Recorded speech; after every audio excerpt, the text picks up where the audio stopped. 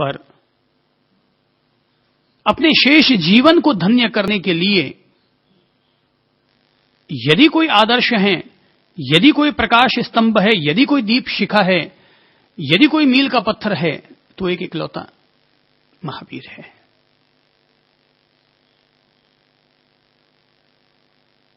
महावीर एक संसारी का पहला सोपान नहीं है। साधक का पहला सोपान और अंतिम सोपान हो सकते हैं, पर संसारी प्राणी के लिए राम पहला सोपान है, कृष्ण दूसरा सोपान है, पर महावीर तीसरे और चौथे सोपान पर आएंगे।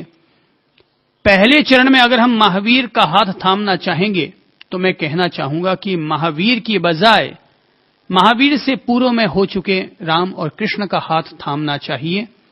पर जब इंसान को लगे कि अब वह प्रत्येक प्रकार पदार्थ के प्रत्येक प्रकार के भौतिक आकर्षण, भौतिक व्यामोह, भौतिक प्रपंच, इनसे वह तृप्त हो चुका है, इनसे वह विरक्त हो चुका है, तब वह महावीर की शरण में आए। तब मैं कह सकता हूं कि ऐसी स्थिति में महावीर व्यक्ति के लिए परम तीर्थ साबित होंगे, परम मुक्तिदाता साबित होंगे, धर्म चक्षुओं को, हमारे अंतर चक्षुओं को खोलने वाले साबित होंगे। पर अगर हमें अनित्य संसार का बोध ही नहीं हुआ, संसार का व्यामोह ही अगर हमें खींच रहा है, बुला रहा है, तो हम केवल महावीर के पास जाकर कर क्या लेंगे? महावीर के पास उनका जमाई भी गया, जामाली, लेकिन कुछ पा न सका। महावीर के पास गौशालक भी गया, पर कुछ पा न सका। गौतम गया तो धन्य हो गया, चंदन बाला गई तो कृतकृत्य हो गई, अर्जुन माली गया तो मुक्ति पथ का अनुयायी बन गया।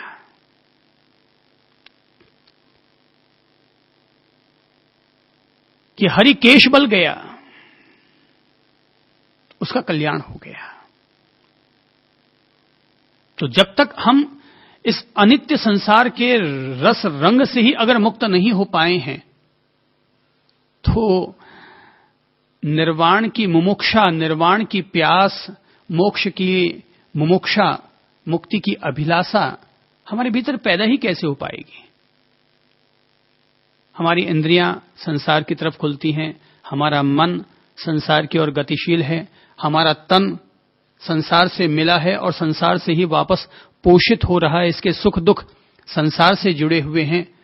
तो फिर ऐसी स्थिति में अध्यात्म का अनुष्ठान कैसे हो पाएगा? अध्यात्म की अलख हमारे भीतर कैसे जग पाएगी? तो एक प्रकार से स्वयं महावीर के संवाद, महावीर के सिद्धांत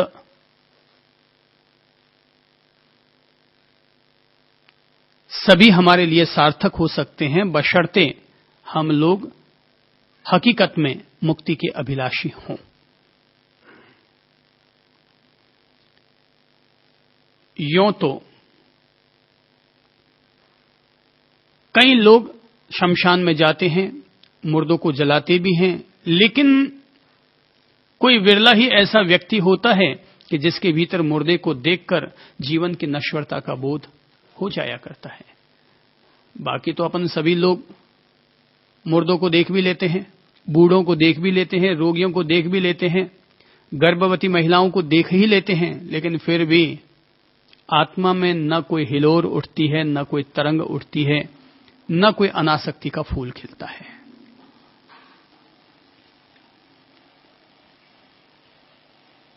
तो जिन्हें मुक्ति चाहिए वे महावीर की शरण में आएं, जिन्हें अपना कल्याण चाहिए वे महावीर प्रभु के साथ अपने दिल के तार जोड़ें। जो महावीर से प्रेम करते हैं, मुक्ति से प्रेम करते हैं, वे लोग इन बातों को बहुत बारीकी के साथ मन लगाकर इनको सुनें, समझें और अपना कल्याण करें। मेरी समझ से महावीर की बातें, महावीर के संवाद वे उन स्थितियों में ही कारगर हो सकते हैं जब इंसान को पहले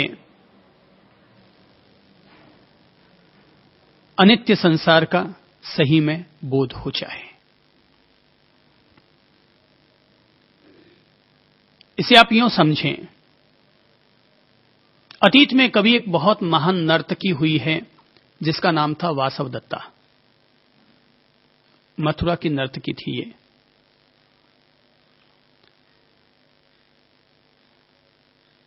तो बताते हैं कि उस समय उस नर्तकी का रूप, उसका नाम, उसकी विद्या, उसकी नृत्य कला न केवल मथुरा में वरन पूरे देश प्रदेश में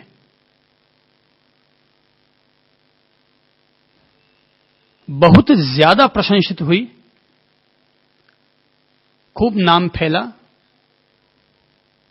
तो कहते हैं कि एक दफा जब वो अपने गवाक्ष में बैठी हुई थी कि तभी उधर से एक रूपवान, एक सुंदर, एक सलौना, बलिष्ठ एक युवा भिक्षु, युवा मुनि, युवा संत उसके गवाक्ष के नीचे से गुजरने लगा। तो वासवदत्ता की नजर उस पर गिर पड़ी। वो देखते ही प्रभावित हो गई।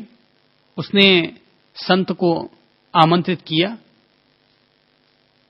संत उसके घर पर आया और अभिवादन करते हुए कहा, कहो भद्रे, मेरे लिए क्या सेवा है।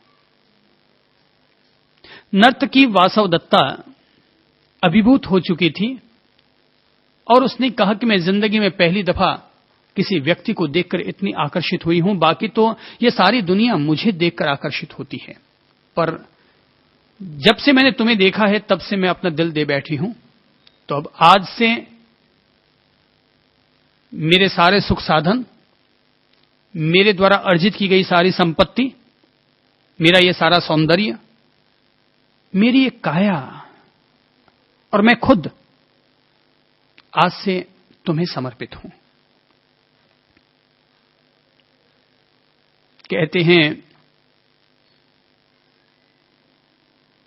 भिक्षु ने नर्तकी को ध्यान से देखा, मुस्कुराया और कहने लगा, ठीक है भद्रे, अगर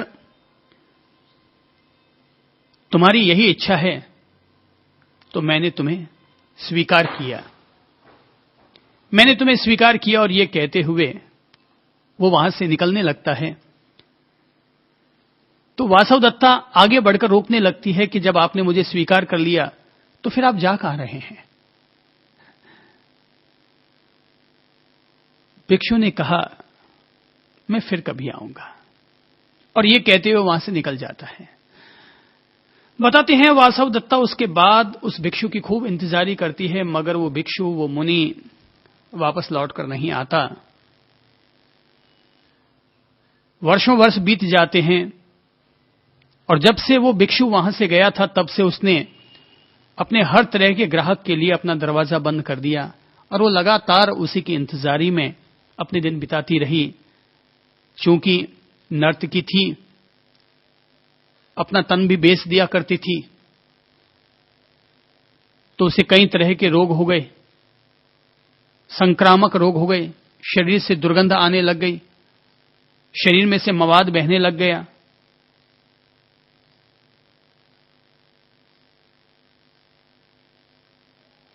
तो राजा ने और नगर निवासियों ने मिलकर के उस नर्तकी को, उसके बूढ़े तन को, उसके रुग्ण शरीर को उठा करके गांव के, शहर के बाहर, नगर के बाहर रखवा दिया। वो तड़फती रही, लोगों से कहती रही कि मेरे साथ ऐसा अन्याय मत करो, लेकिन लोगों ने कुछ न सुना, क्योंकि रोग आगे फैलने की संभावना थी। तो कहते हैं कि नगर के दरवाजे बंद हो गए, रात का घुप्पा अंधकार था कि तभी अचानक वो अपने पास किसी के पांवों की आहट सुनती है, चौंक जाती है कि कौन आया। वो जोर से कहती है कौन है, तो वापस जवाब मिलता है वही जिसे तुमने सौंपा था। वो समझ ना पाई कि तभी वो भिक्षु सामने प्रकट होकर के आ गया। बोले कौन?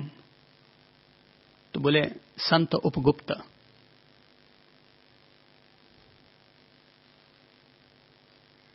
और ये कहते हुए भिक्षु उसके पास बैठा, मुनि उसके पास बैठा और उसके घावों को धोने लगा। तो बोले अब क्या कर रहे हो?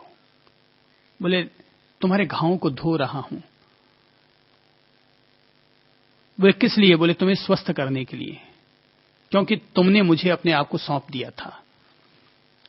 तो बोले अब आने से क्या होगा? अब अगर मैं स्वस्थ भी हो जाऊंगी तब भी अब मैं तुम्हें क्या दे सकती हूं? अब तो मैं बूढ़ी हो गई, अब न वो सौंदर्य रहा, न वो यौवन रहा कि मैं तुम्हें अब कुछ दे सकूं। भिक्षु ने कहा मुझे उनकी जरूरत नहीं थी, मुझे अब जिसकी जरूरत है वो मुझे मिल रहा है। मुझे तुम्हारी सेवा की जरूरत थी, क्योंकि तुमने अपने आप को मुझे सौंप दिया था। कहते हैं कि भिक्षु उस नर्तकी की खूब सेवा करता है, वह स्वस्थ हो जाती है, और न केवल स्वस्थ हो जाती है वरन भिक्षु के सानिध्य में रहकर, मुनि के सानिध्य में रहकर वह स्वयं एक श्राविका, एक सद्गृहिणी और आगे जाकर के एक महान भिक्षुणी भी वो बन जाती है। जो उपदेश, जो आदेश, जो पैगाम भिक्षु ने उसे इस रुग्ण अवस्था में दिए, यदि वे ही पैगाम वो उससे पहले, वर्षों पहले अगर दे चुका होता तो उसके पैगाम मूल्यवान न होते। लेकिन वासवदत्ता जब रोगों से घिर गई, जीवन से नफरत हो गई और लगा कि ये देह नश्वर है और ये दुनिया के लोग केवल स्वार्थी हैं जो केवल देह के सौंदर्य पर मरते हैं। आज जब मैं वृद्ध होने को आ रही हूं, रोगी हो गई हूं, तो कोई मुझे पूछ नहीं रहा। तो आज जब मैं रुग्ण हो गई हूं तो कोई मुझे पूछ नहीं रहा। ऐसी स्थिति में